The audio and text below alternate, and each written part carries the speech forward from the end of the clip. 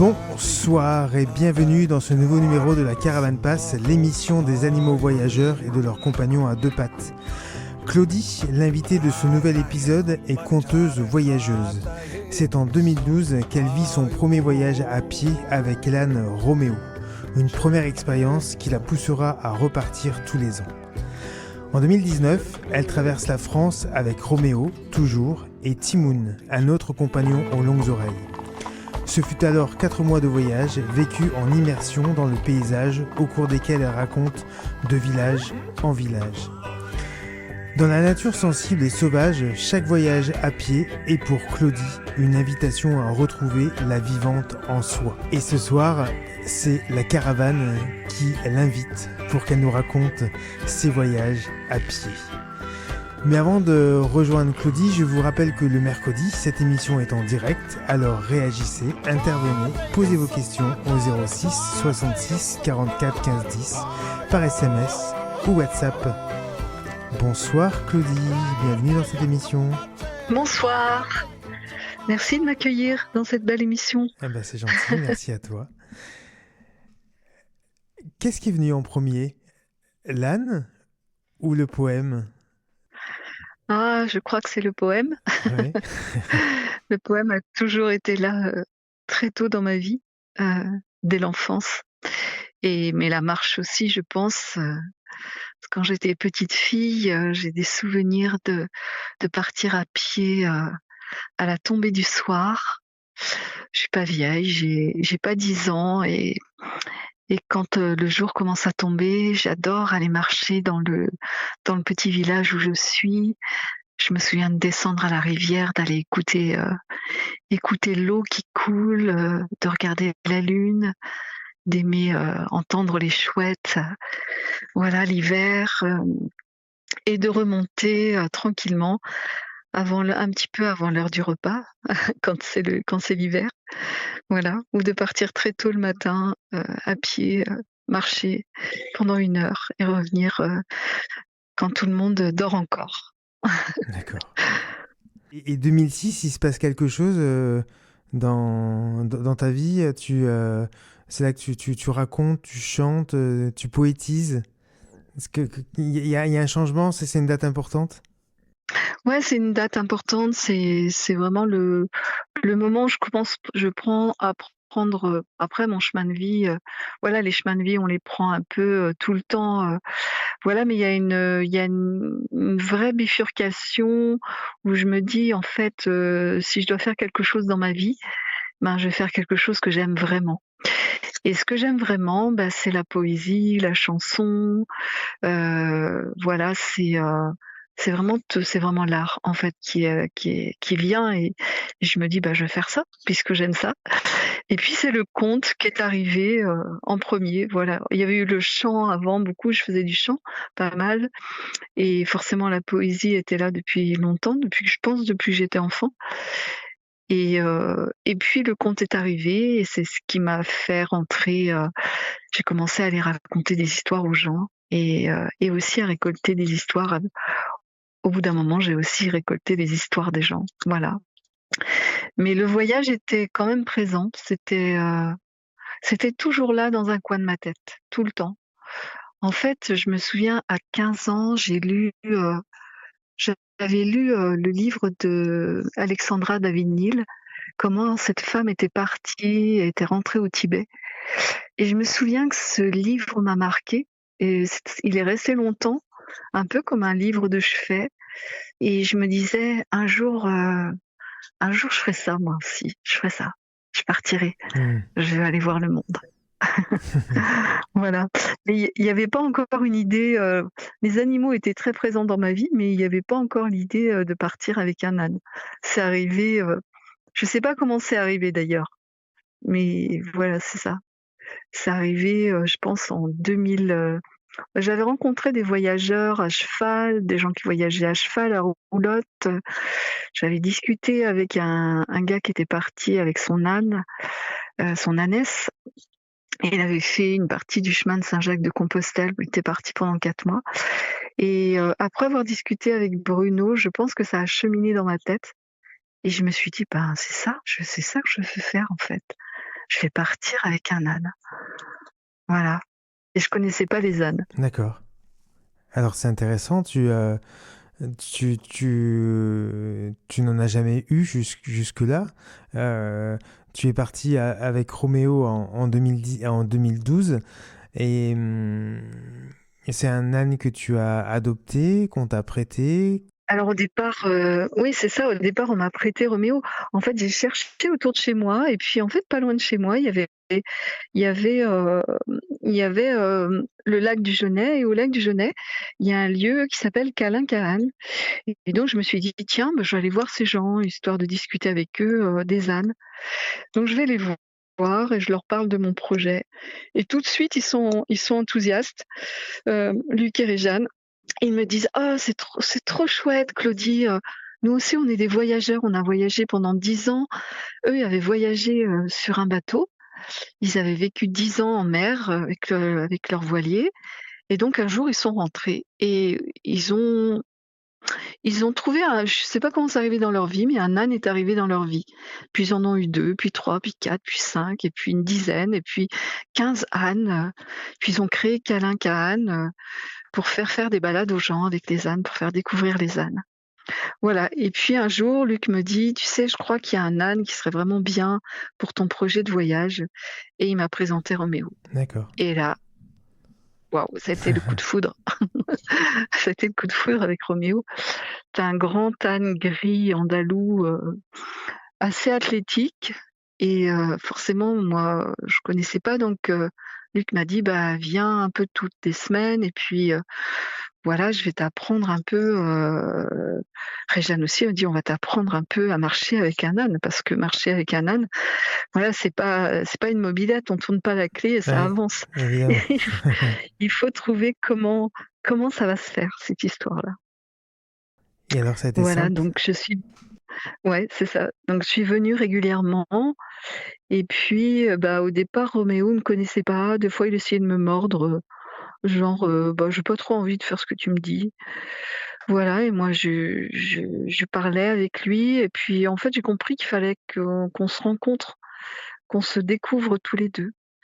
Voilà, donc on faisait le tour du lac du Genêt, on essayait de passer des passerelles de bois, bah, il voulait pas, parce qu'il avait jamais fait ça. Hem, voilà, petit à petit, on a agrandi le territoire avant de partir vraiment en 2012. Et puis j'ai appris donc à mettre le bas, à faire les pieds, les sacoches, voilà tout ce qui peut être aussi la vie de l'animal. Et puis surtout, ben, c'était tisser du lien avec Roméo. Mmh. Voilà. Et en 2012, le 8 avril, ben, on est parti pour la première fois. L'idée, c'était de partir, bah, de chez moi à pied, de partir pendant 2 mois, de remonter vers la Bretagne. Je m'étais dit: «Bah, voilà, je vais aller jusqu'en Forêt-Pimpon et je Ah oui, reviens. Voilà, je fais une boucle et je pars pendant 2 mois». parce que Voilà, j pardon, oui, le fameux lac est en Vendée, c'est ça? oui, c'est ça, en Vendée, ouais. Ouais, ça fait Voilà, donc ça pas mal faisait de pour trottes. moi, voilà, ça faisait à peu près, je sais plus, j'avais compté 11 semaines, ou quelque chose comme ça, un peu à pied. Voilà, donc j'ai commencé à en parler autour de moi. Alors les gens me disaient: «Mais pourquoi tu veux partir? Bah, tu vas être toute seule, tu pas peur? Tu es une fille, tu vas dormir où?» Oh là là, il y avait plein de questions qui arrivaient. «Mais tu connais pas les ânes?» Enfin bref, plein de choses, plein de peurs, quoi. Ouais, ouais. Et puis moi, j'ai en fait, heureusement, j'avais aussi autour de moi des copines qui étaient là: «C'est trop bien Claudie, on ira marcher avec toi». Heureusement, il y avait aussi l'enthousiasme, autour de moi parce que en fait, après, je me suis rendu compte que si tu tiens à tes rêves, ben, voilà, il faut y aller, quoi. Il faut pas s'arrêter à ce que les autres vont te dire, mais il faut y aller, quoi. Mmh. Et ce premier voyage a été vraiment, un voyage, je dirais initiatique, peut-être parce que c'était le premier toute seule, en solo avec Roméo. Et forcément tous les 2, bah, Roméo était jamais sorti non plus de son lac du Genêt, donc il connaissait pas les chemins. Il connaissait pas enfin, il avait jamais fait ça. Donc pour D'accord. lui, tout était nouveau. un pneu sur la route, une barrière de champ avec les vaches qui courent à côté parce qu'elles nous voient passer. Tout était nouveau. Hmm. Donc vous avez Passer appris une passerelle, passer... vous, voilà, ouais, vous avez on appris a tous les appris deux tous à les vous, deux en ouais, même temps ouais, à voyager. ouais. Quelque chose de nouveau tous les deux à ce moment-là. C'est ça, Hmm. tous les deux c'était nouveau. Donc voilà, on a pris un peu le canal de Nantes à Brest, donc c'était plutôt confortable pour un premier voyage Mhm. parce que c'est tout droit, parce que t'es pas toujours en train de regarder ta carte, ça te laisse un peu de temps. Oui, mais quand même, Et avant d'arriver, pardon, avant d'arriver au canal de Nantes à Brest, il y a la Loire à traverser, il y a pas mal de bornes à faire. c'est ça. Cette partie-là, alors en Vendée, j'ai pas le souvenir qu'il y ait beaucoup de chemins à part du goudron. Ça n'a pas été trop Oui, compliqué. si au départ ça a Ouais, été bon, l'année où je suis partie en 2012, il pleuvait beaucoup. Il y avait beaucoup ok. de pluie. Donc les premières semaines ont été un peu rudes physiquement. D'abord parce que moi j'avais trop de choses, j'avais emmené trop de trucs.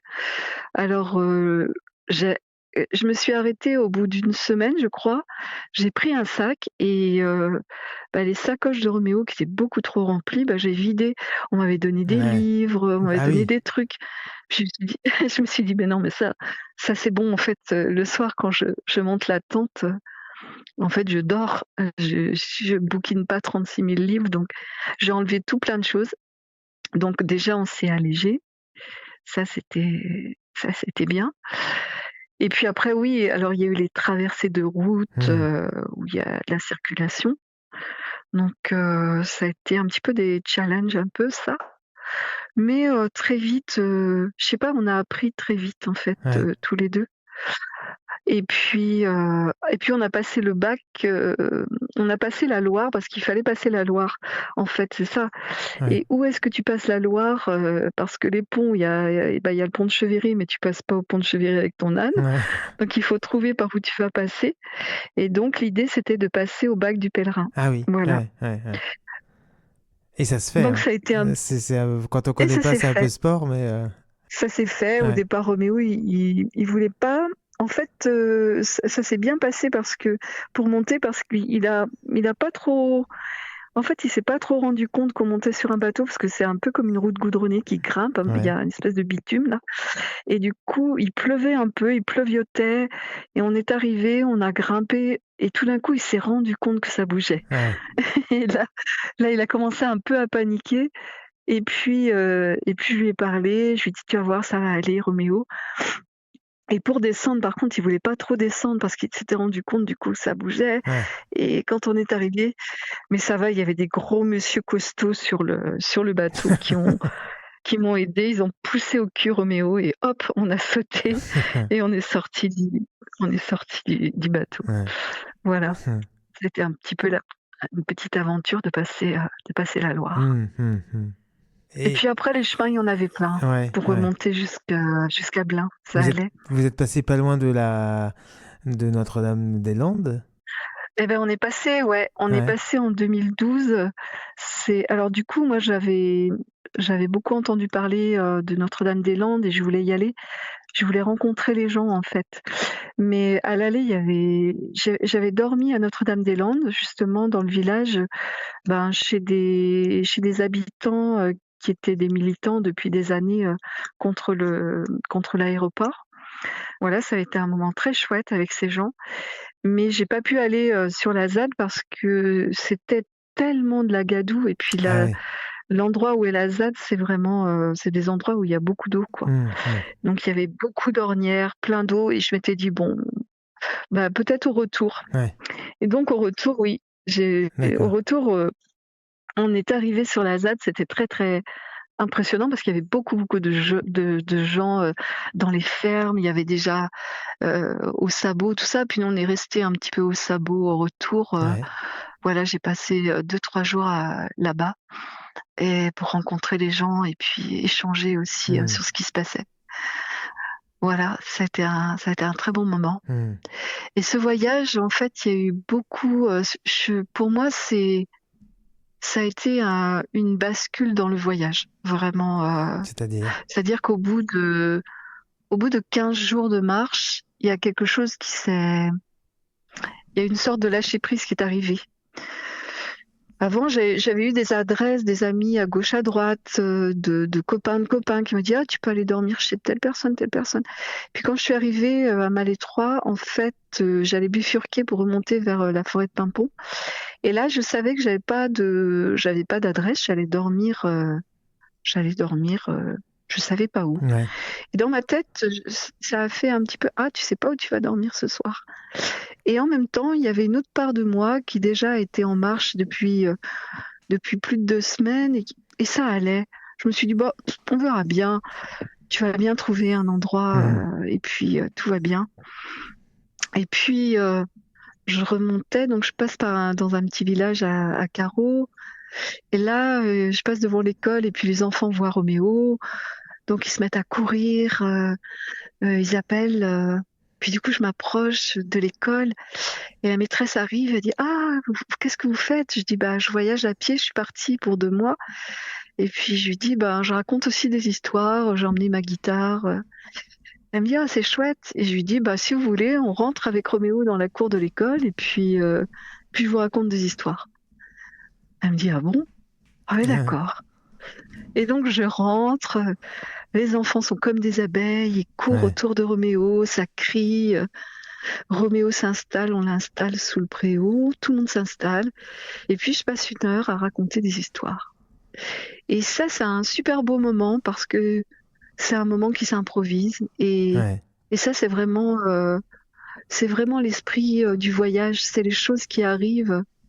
On sait pas ce que ça va être, la journée, mais il y a toujours des sortes de merveilleuses rencontres qui se font. Voilà, donc et puis on repart. Et puis dans l'après-midi, je reçois un coup de téléphone, c'est des gens qui sont à Concoré, mais c'est encore à 30 kilomètres. Ils me disent: «Ah, il y a une foire, il y aura une roulotte si tu veux venir raconter des histoires». Et moi je me dis: «Oh, ça serait top», mais je sais que c'est loin. Je me dis: Hmm. «Bon, c'est trop tard, en fait, je pourrais pas». Voilà, puis j'arrive à un carrefour et à ce carrefour, là, que j'aille à gauche ou à droite, en fait, ça a pas trop d'importance. Donc je m'amuse, je tire à la courte paille, je dis: «Bon, allez, à droite». Je m'en vais à droite. Et à droite, je descends, je prends la petite route, c'est sympa, c'est beau, il y a de l'eau qui court partout, il y a des fleurs. Puis à un moment, je vois une ferme qui s'appelle le Verger. Je dis: «Oh bah tiens, peut-être je pourrais dormir là». Donc je descends jusqu'à la ferme et puis j'arrive et je frappe à la porte. Et là, il y a un garçon qui sort par la fenêtre. Et là, je trouve ça drôle en fait. Je frappe à la porte, quelqu'un sort par la fenêtre. Et puis le gars, on discute, je lui dis que je cherche un endroit pour dormir et puis il me dit: «Ben, ici c'est chez mes parents, mais tu vois, ils sont partis en vacances. Mais bon, si tu veux, tu qu'à venir chez moi. Moi j'habite à la vallée Sainte-Anne, voilà, viens, il y aura de la place pour toi, ce soir il y a une fête». Et c'est la première fois en fait, que ça commence cette chose où tu arrives dans un endroit, tu sais pas et les gens, tout d'un coup les gens t'invitent. Hmm. Voilà. Et donc, Et c'est improvisé. je com et c'est Tu complètement lâches prise. improvisé. Hmm. Et ça, c'est le premier moment où je sens que je peux lâcher prise par rapport à savoir où je vais dormir, à savoir, est-ce que tout va aller bien, tout ça. En fait, je commence à lâcher prise, à faire confiance à ce qui arrive, à ce qui arrive. Et à partir de ce moment-là, et donc je prends le chemin, je marche vers la vallée Sainte-Anne et puis il y a un gars qui s'arrête avec une voiture et puis il ouvre sa fenêtre, il me dit: «Ah bonjour, bah tu fais quoi avec ton âne?» Et je lui dis: «Ben je marche, je suis en voyage, puis j'ai rencontré quelqu'un, il s'appelle Mathieu, je m'en vais jusqu'à la vallée Sainte-Anne». Et il me dit: «Ah bah tu viens chez moi, je suis son colocataire». Ah oui, d'accord. Et il me dit: «Bah tu veux que je te débarrasse de tes sacoches? L'âne il a l'air un peu tiré». Et je dis: «Bah ouais, je crois qu'il en a marre», donc il prend mes sacoches et puis il s'en va. Et je vois mes sacoches dans la voiture du gars et en fait, je connais pas son nom et Et je suis là et je me dis: «Ah ouais, j'ai tout laissé quand même là. J'ai laissé mes sacoches, mes papiers, ma guitare, j'ai plus rien. J'ai fait totalement confiance» et en fait, ça me fait rire. Je me dis: «Ah, j'ai lâché prise en fait». Et du coup, je continue le chemin avec Roméo à vide, on est tous les 2 à vide, on marche et on arrive à la vallée Sainte-Anne et là, il y a un troisième gars qui m'accueille et puis il est très sympa, on met Roméo dans un champ, il m'offre un thé, tout ça, on papote et les 2 gars arrivent, Mathieu et puis l'autre et il me regarde en riant, il me dit: «Mais Claudie, tu t'es pas posé de questions quand tu as laissé tes affaires?» Et je dis: «Si, mais c'était trop tard» et je rigole et je dis: «Mais en fait, je me rends compte que j'ai complètement lâché prise» et on rigole, en fait. On rigole Ouais, de ça parce qu'en fait, ils ont vécu un peu le voyage aussi. Ils me disent: «Bah ouais, ça, c'est un truc du voyage». ouais, Cette espèce de, à un moment, se lâcher prise, avec ce qui arrive, quoi.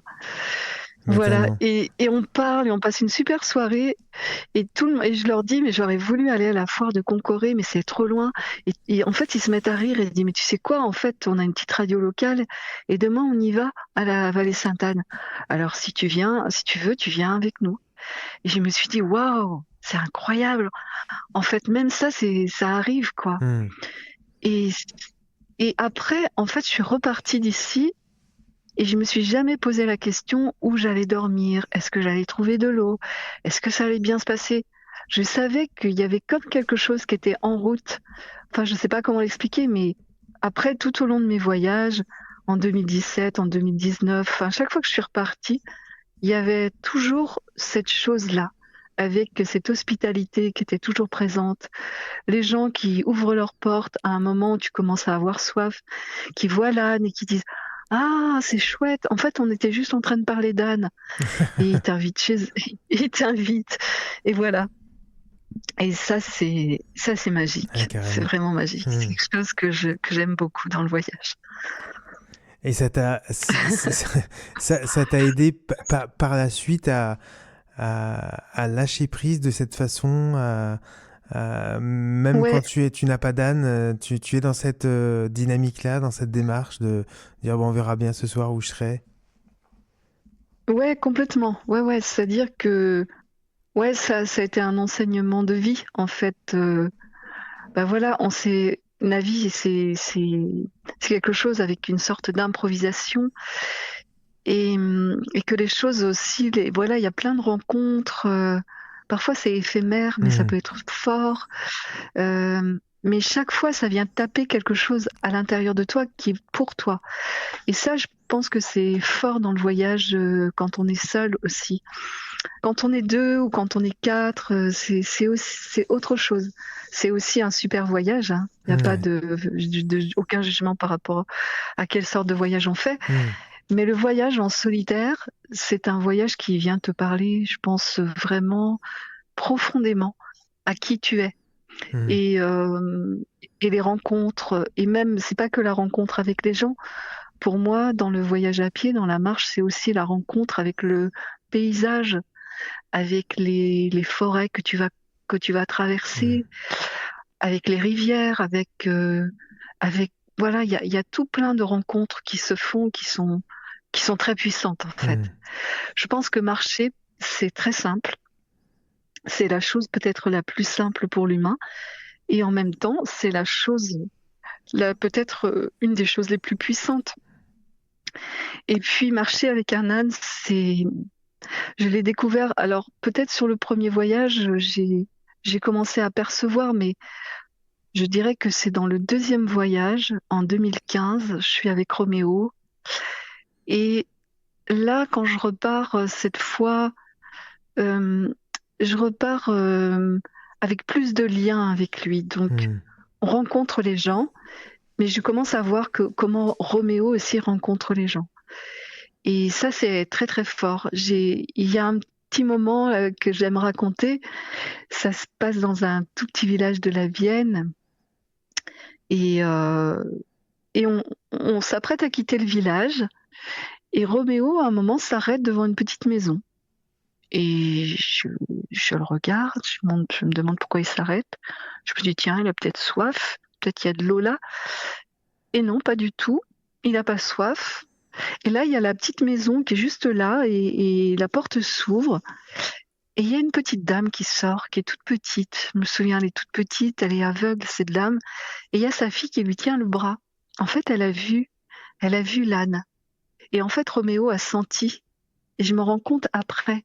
Et la petite dame, elle vient, elle s'approche et elle commence à toucher Roméo. Elle le touche au visage, les oreilles, et elle lui parle. Et je vois cet instant, et cet instant est un peu suspendu, quelque chose de très très beau. Et je vois Roméo qui pose sa tête dans les mains de la grand-mère. Et waouh, je suis là et je me rends compte de ce qui se passe. Et à partir de là, je commence à regarder Roméo différemment. C'est-à-dire qu'il est à la fois, il est mon compagnon de voyage, il porte mes affaires, mais il y a quelque chose de beaucoup plus encore. Il voit les choses dans le paysage, il voit les gens. Et petit à petit, je peux sentir cet échange aussi entre nous, entre Roméo et moi. Il y a quelque chose, il y a un langage qui n'est pas verbal, mais qui est présent. Et je vois aussi sa joie, petit à petit, son plaisir de randonnée. Parce que si moi j'aime marcher, je vois aussi que Roméo adore ça. En fait, il adore marcher. Et il adore être dehors.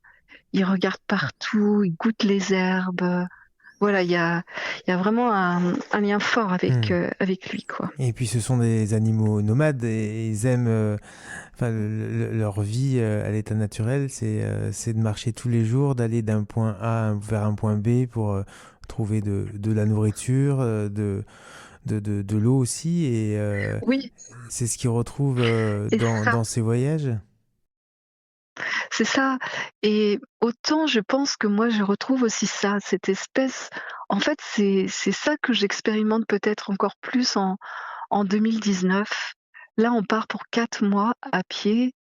C'est un grand voyage. J'ai décidé de traverser une partie de la France en descendant vers la Dordogne, le Lot, rejoindre la Drôme, remonter dans le Vercors. On traverse le plateau ensuite de la Chartreuse. Voilà, on part pour 4 mois de voyage. Là, il y a 2 ânes cette fois. Et parce que en 2015, il y a eu des moments, j'ai ma mère qui est tombée malade et du coup, j'ai dû laisser Roméo pas mal de fois. Je revenais voir ma mère, je repartais et Roméo est tombé malade parce que émotionnellement, c'était trop dur pour lui, mes allers-retours. Et donc en 2017, je me dis, en fait, Roméo, il a besoin d'un congénère. Il a besoin d'être aussi avec un autre âne. Et donc, j'emmène Timoun, qui est son pote dans la tribu des ânes où il vit. Et donc, je dis à Ali: «Timoun, tu vas faire partie du voyage» et on part, avec les 2 et c'est super, c'est vraiment chouette. On va faire une Oui, petite pause. J'aimerais qu'on diffuse un poème que tu souhaitais nous faire partager. On va oui, le ouais, diffuser. Avant, je voudrais juste te citer une petite phrase que j'ai trouvée sur ton site, que j'ai trouvée très très belle. Quand tu parles de la marche, marcher le cœur en herbe, pas pour aller quelque part, ni même pour avancer, mais pour trouver le goût intense de la vie. Voilà, ça résume magnifiquement ce que oui, tu disais tout à l'heure. c'est ça. On va écouter ton poème et Oui, on se retrouve juste après. OK, ça marche.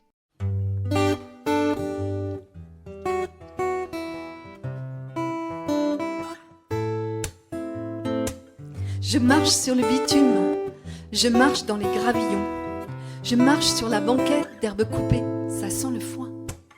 Je marche sur les mousses quand toi tu flânes dans la ville.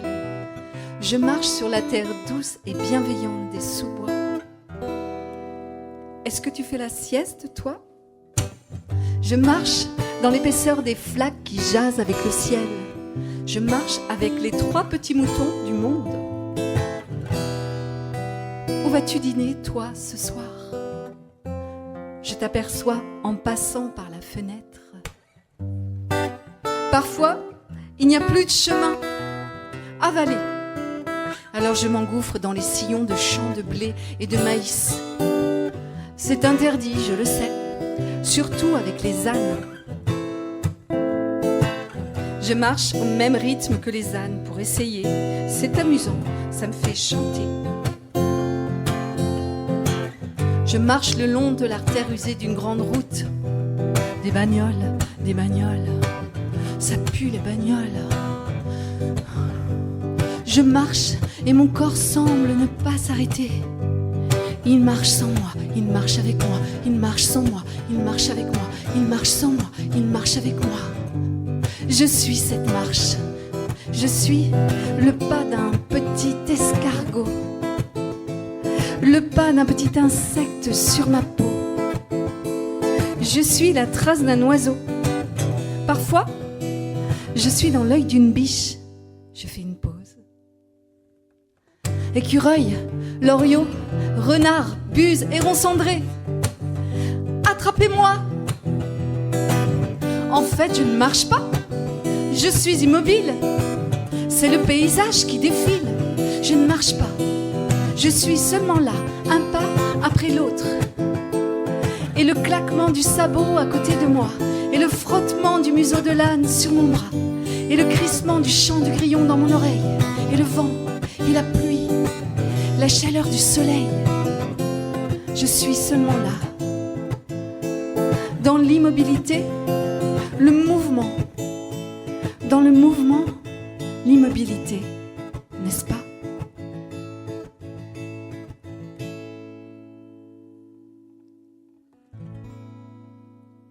Et puis vient la nuit. Seule, avec le battement de mon sang. Avec les oreilles de Roméo tendues aux 4 directions.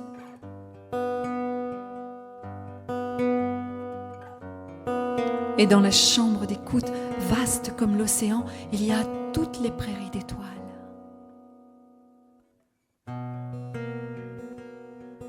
Fermez les yeux.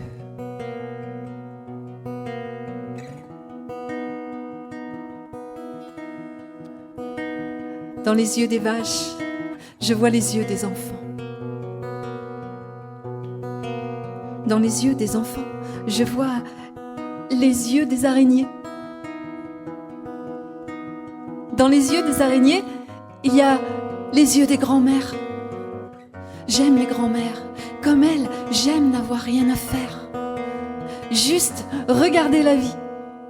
Le sourire permanent de la vie.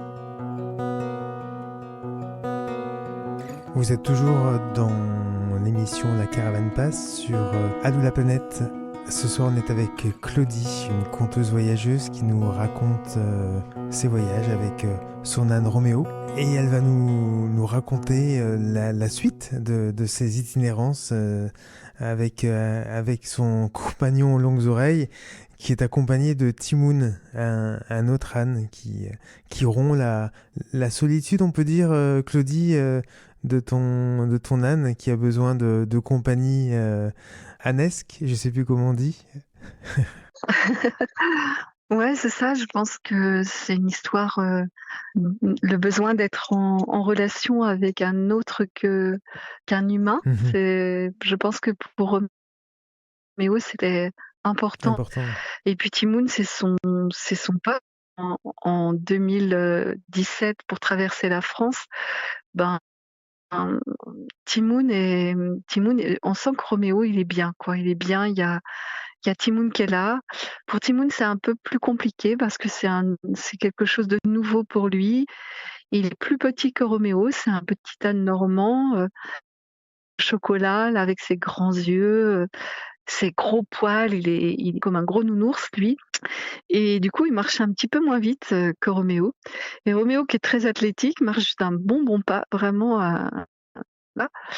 Et au bout de, je sais pas, on marche les 2 premières semaines et on marche d'un bon rythme. Tous les jours, on marche. On fait pas trop de pauses pendant 15 jours.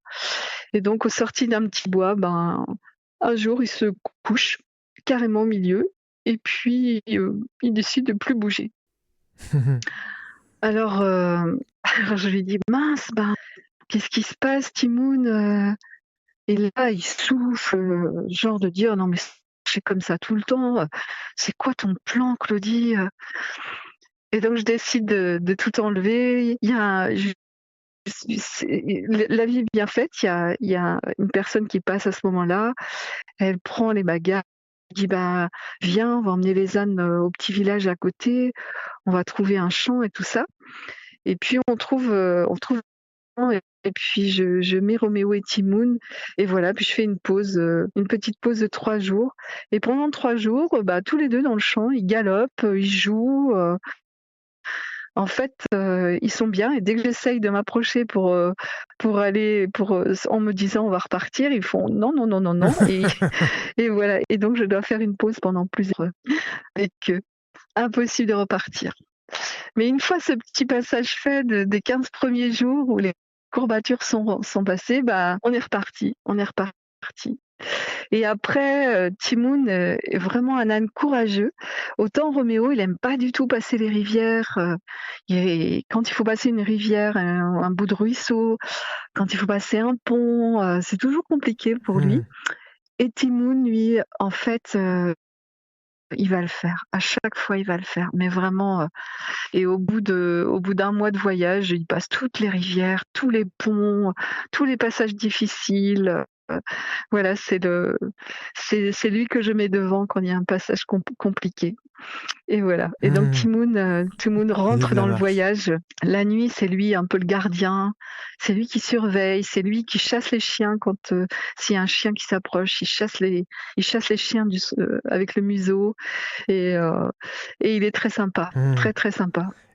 Et alors, tu as trouvé, Voilà. chacun porte les affaires, chacun porte un bas, Oui, ouais. ils ont chacun un bas. Donc après, chacun 2 sacoches. Et donc dans les sacoches de vie, ben, il y a à la fois un peu de matériel pour les ânes, il y a un rouleau électrique, il y a les piquets que je transporte, pour faire Le le parc. paddock, Mmh. le soir, pour faire le parc. Un rouleau de fil, donc une petite batterie, sur pile qui est toute petite, qui prend pas de place. Et puis ensuite, bah, il y a un peu de nourriture, pas trop. Au début, j'en mettais trop et puis après j'ai réduit beaucoup parce que je fais mes courses, dans les villages au fur et à mesure. Après il y a des vêtements, mais pareil, un pantalon pour la pluie, un pantalon de rechange, enfin j'essaye de vraiment, pas surcharger, de penser, que pour les ânes, c'est un peu comme s'ils avaient un sac à dos. Mmh. Voilà, nous si on devait porter un gros sac à dos tous les jours, bah, ça serait vraiment pas agréable de voyager. Et donc pour les ânes, bah, c'est pareil, en L'essentiel. fait.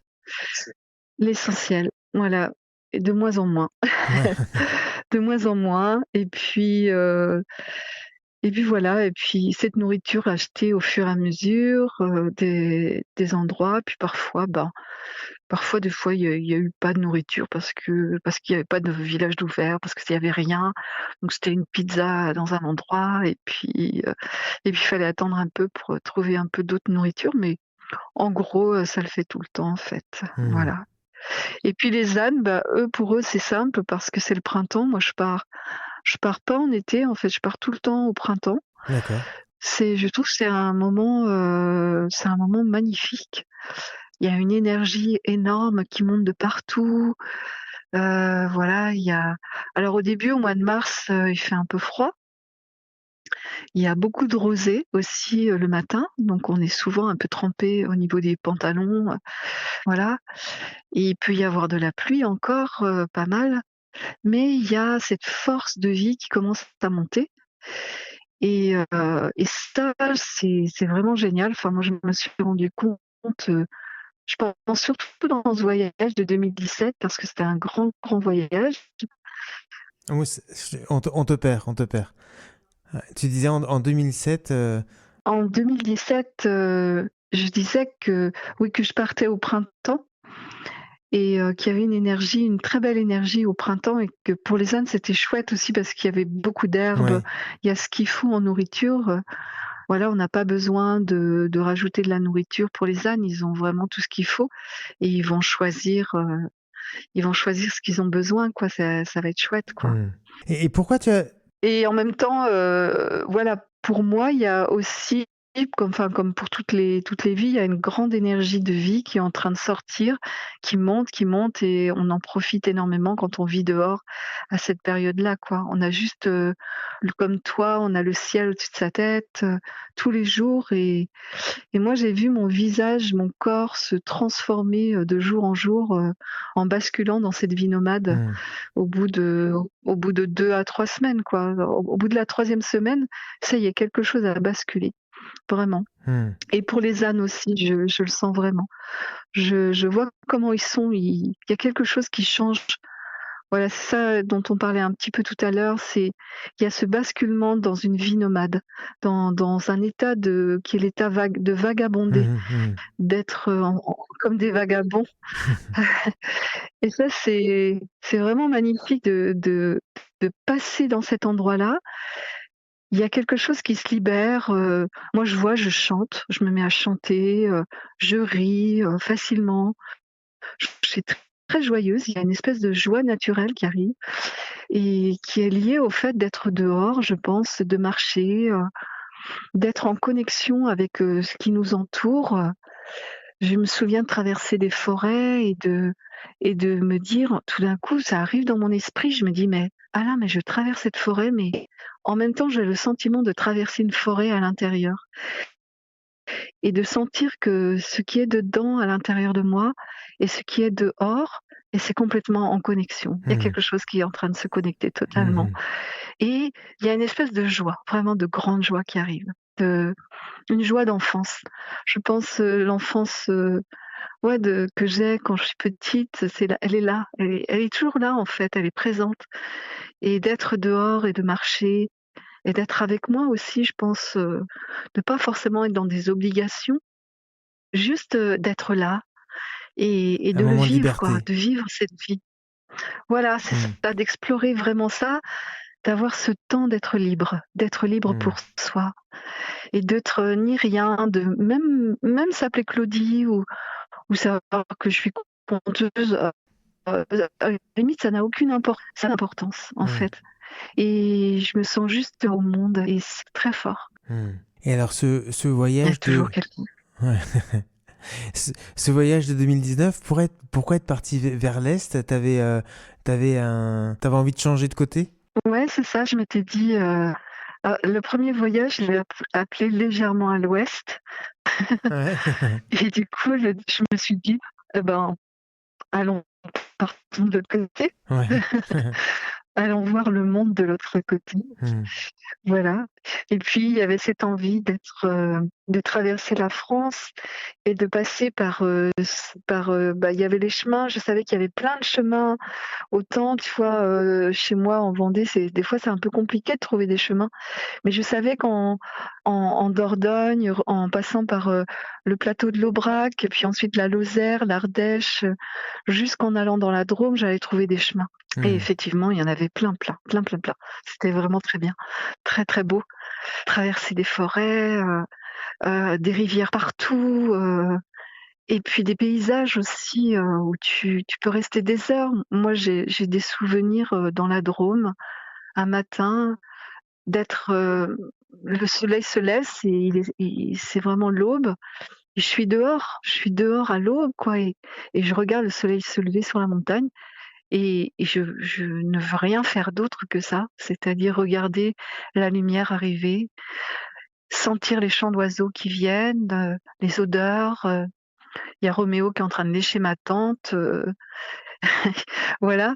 On est dehors quand on est vraiment bien quoi. On est totalement, on est je sais pas, il y a une espèce, de lâcher prise quoi. Il y a complètement l'esprit est libre. Il y a de l'espace. Ouais, il y a de l'espace. L'espace et du temps. Ouais, c'est ça, L'espace et j'allais le le dire, temps ouais. Ouais. sont plus les mêmes en fait. Ils sont plus dans l'obligation, ils sont quelque chose de mouvant et de vivant et on et c'est très bon d'être là, d'être à cet Ouais, endroit-là ouais. dans la vie. Mmh. C'est ce qui fait que je vais repartir, voilà, chaque fois. En 2012, je pars 2 mois. Après, en 2015, je vais partir 3 mois. Après, en 2017, 4, et voilà. Donc, je rajoute à chaque fois parce que j'ai besoin de poursuivre cette expérience du vagabondage et, et de me sentir libre. Et ça te laisse du temps pour créer. Tu as une compagnie qui s'appelle la Compagnie sur les ailes du Yéti. Oui. Tu vas nous en dire un mot. Tu arrives à concilier vie nomade, vie sédentaire, activité professionnelle et la nécessité de partir en vadrouille, en voyage, en itinérance avec tes ânes? J'ai essayé de trouver un équilibre pour pouvoir toujours me sentir libre dans ma vie, d'expérimenter ce que j'avais envie d'expérimenter. Voilà, du coup, je pense que c'est un peu pour ça que j'ai choisi une vie d'artiste, même si c'est pas forcément facile d'être intermittente. Et mais bon, je sais pas, enfin, j'arrive toujours à trouver, à trouver. Et puis voilà, j'aime raconter des histoires aux gens.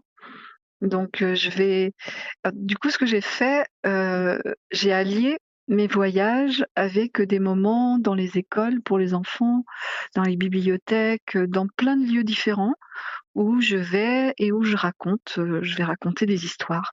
Donc on arrive à l'école avec les ânes, et on passe un temps, c'est un temps entre les histoires pour les enfants, un temps d'échange sur le voyage où je parle des enfants aux enfants aussi, qu'est-ce que c'est de voyager à pied avec des animaux, et puis un temps aussi où on va rencontrer Roméo et Timoun. Et là, on prend du temps. Roméo et Timoun, ils sont très chouettes parce ils sont très présents pour les enfants. Et donc on passe ce temps ensemble, et je reste 2-3 jours à l'école. Voilà. Du coup, c'est aussi, ça fait partie de à la fois c'est mon métier et à la fois ça rentre dans le voyage. Donc ensuite, je me suis dit: après, il faut que je trouve comment équilibrer ça, parce que je veux pas passer non plus mon temps à courir d'une école à une autre et du coup perdre le voyage. Donc j'ai essayé de trouver des temps où je suis présent avec les gens et avec les enfants dans les écoles ou les bibliothèques, ou aussi avec des personnes en situation de handicap ou avec des personnes âgées. Donc voilà, je prends du temps avec les gens. C'est du temps d'échange, c'est du temps de racontage. Et puis après, je me laisse des grands moments d'espace pour pouvoir être à pied, voilà, librement pouvoir expérimenter. Voilà, donc j'ai essayé de trouver cet équilibre-là dans ma vie. Voilà. Et puis j'ai commencé aussi à faire des collectages. Du coup, je suis Des quoi? repartie en Des ateliers 2015 avec un enregistreur. C'est des récits de voyage que t'es venu que tu partais collecter, c'est ça? Oui, c'est ça. En fait, j'ai commencé au départ, quand je suis partie la première fois, je posais des questions aux gens. Je leur disais: «Mais moi, partir voyager à pied, c'était un rêve, et voilà, je le vis». Et je demandais aux gens: «Mais c'est quoi vos rêves? Qu'est-ce que c'est la chose que vous aimeriez faire dans votre vie, que vous n'avez pas faite?» Et voilà, donc les gens me racontaient, certains c'était de la musique, d'autres c'était de partir à pied, d'autres et cetera. Enfin, il y avait plein de gens qui me racontaient un peu, leurs rêves. Et la deuxième fois, j'ai demandé aux gens, leurs histoires d'amour. Donc j'ai commencé à collecter un peu D'accord. des histoires d'amour. Voilà. Et là, c'est plutôt autour du voyage. D'accord. Donc c'est les gens qui me racontent un peu, leur envie de voyage ou leur voyage, voilà. Et tu Et en à fais des partir de là, podcasts. j'ai commencé à faire un peu de création sonore, autour de ces collectages. Et on peut les écouter où? Alors, en fait, sur mon site, si vous allez sur, Compagnie sur les ailes du Yéti, il y a les carnets nomades, et dans les carnets nomades, il y a les carnets sonores. Voilà, donc il y a plein de petits portraits. En 2019, en fait, en 2017, je traverse la France, donc je fais un grand itinéraire sur 4 mois, et après je reviens, je me dis: «Mais je pourrais faire 4 mois, mais sur un tout petit secteur, en fait». Donc je déplie les cartes, je regarde les cartes et je me dis: «Ah ouais, là je pourrais aller dans le Pays de Ré entre Nantes et Saint-Nazaire et circuler pendant 4 mois sur ce petit périmètre». Mais en fait, c'est toujours du voyage parce que voilà, pendant 4 mois, tu pérégrines, mais tu traverses les chemins, enfin, tu vois, et tu rencontres les gens. Et là, j'ai fait des portraits de femmes. Je voulais rencontrer les femmes et, j'avais envie qu'elles me parlent de leur vie, de ce qu'elles étaient, de ce qu'elles faisaient. Voilà. Donc j'ai fait ça pendant 4 mois entre Nantes et Saint-Nazaire, sur ce petit territoire où j'ai rencontré plein plein de femmes. Et donc, il y a des portraits sonores qui sont en ligne, qu'on peut D'accord. écouter. Eh ben, on va les Voilà. écouter. Il nous reste 5-6 minutes d'émission. Le temps passe très vite.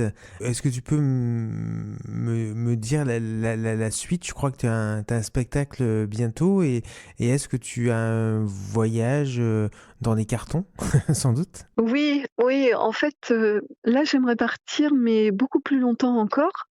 C'est-à-dire, là, pour l'instant, mes itinérances, elles se sont faits d'une durée de 4 mois et j'aimerais faire un voyage, mais beaucoup plus long, un voyage au long cours, d'1 année, Ah oui. vraiment, pendant 1 an, d'être avec les ânes dehors, voilà, quand il fait vraiment en hiver mauvais temps, bah, on s'arrête, on partage la vie avec les gens, là où on est et puis on repart et voilà, ça, c'est un peu un rêve de partir, beaucoup plus longtemps et d'organiser un peu ça, voilà. Et du coup, ce qui s'est passé au fur et à mesure, en fait, de voyage en voyage, il y a quelque chose qui est arrivé de plus en plus, c'était la connexion au vivant.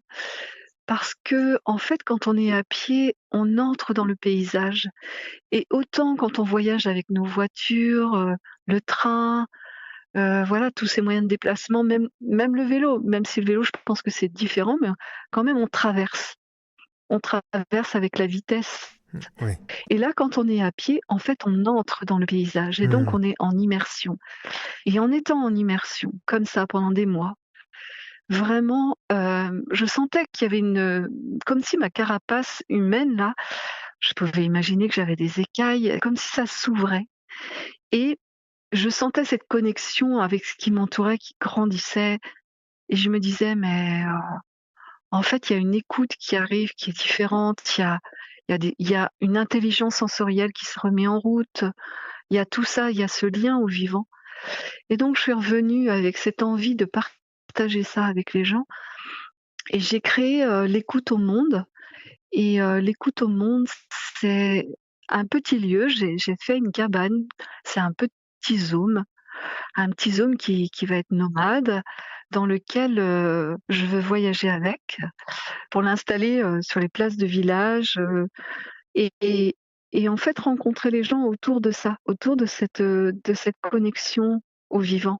dont je pense qu'on a besoin de le retrouver rien que pour nous, pour notre cœur, pour notre âme, pour notre être, parce que je pense que c'est tellement bon, ça fait tellement de bien et puis aussi pour notre relation au monde, à la planète.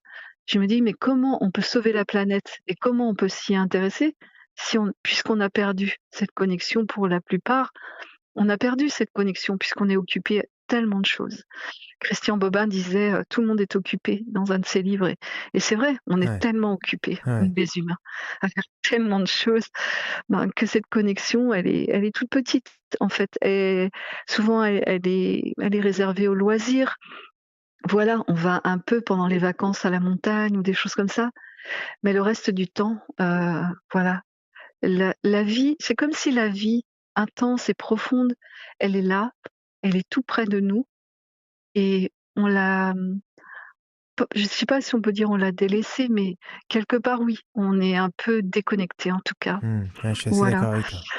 et Dans, dans nos maisons c'est ça que et nos je immeubles. oui, parce que nos maisons, elles sont confortables, et puis parce qu'on maintenant on a aussi nos ordinateurs, on a nos portables et tout ça fait qu'on est hyper connectés et en même temps, il y a une connexion qui est comme peut-être encore un peu là, mais elle est très faible. Hmm. Et je crois que c'est peut-être un enjeu aujourd'hui de retrouver ça, de retrouver cette connexion, d'aller la chercher, pas juste, intellectuellement, mais physiquement, en faire l'expérience. Faire l'expérience pour soi de ce que c'est. Et la marche, je pense que c'est un merveilleux moyen et un merveilleux moyen pour retrouver ça. Hmm. Ouais, voilà. Tu présentes un spectacle Oui, bientôt. ouais, Tu veux nous donner la date? bientôt, oui, ouais. Donc ça sera le 13 avril à Saligny, en Vendée, dans la petite commune de Saligny, et le 20 avril dans la commune d'Apremont. Et donc, ça sera à 17h, l'horaire c'est 17h. À Premont, dans quel département? En Vendée toujours? C'est en Vendée, ouais, D'accord, en ok. Vendée, ouais, Ok. ouais. Et donc, je vais partager des récits de voyage.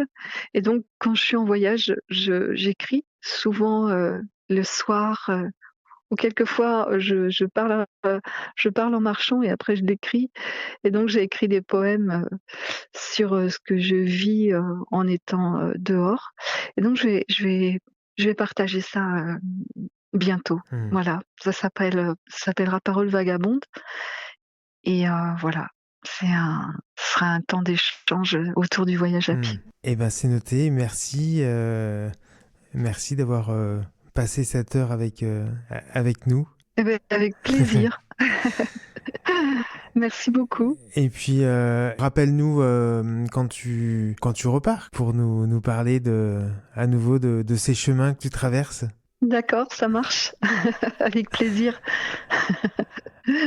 Merci beaucoup. À une prochaine fois. Bye bye. À une prochaine. Au revoir. Au revoir. Voilà, chers auditeurs, ce numéro de la Caravane Passe se termine. Merci d'avoir passé cette soirée avec nous. Je vous retrouve la semaine prochaine pour de nouveaux récits d'animaux nomades. En attendant, vous pourrez réécouter cette émission samedi à 17h et lundi à 10h, puis dans quelques jours en podcast sur le site de la radio. Et si vous aussi, si vous souhaitez raconter votre voyage, contactez-moi au 06 66 44 15 10. À la semaine prochaine. Et merci à Marion pour la préparation de cette émission et à Flo à la technique. Bye bye.